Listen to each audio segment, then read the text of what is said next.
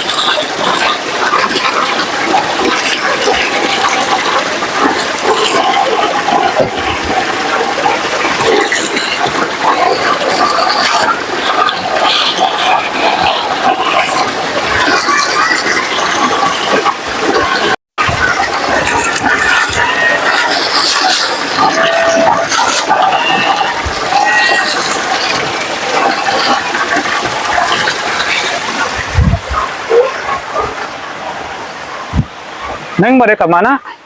Bade masak nasi liwet be. Bade masak Nasi liwet. Tuh, udah dicuci berasnya juga.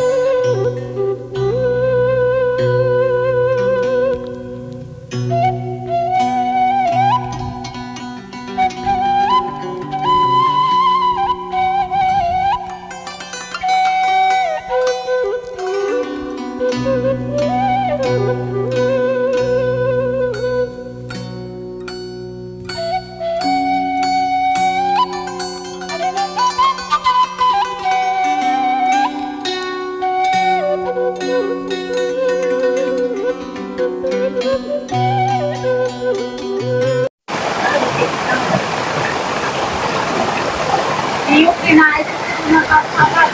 Kaso lang.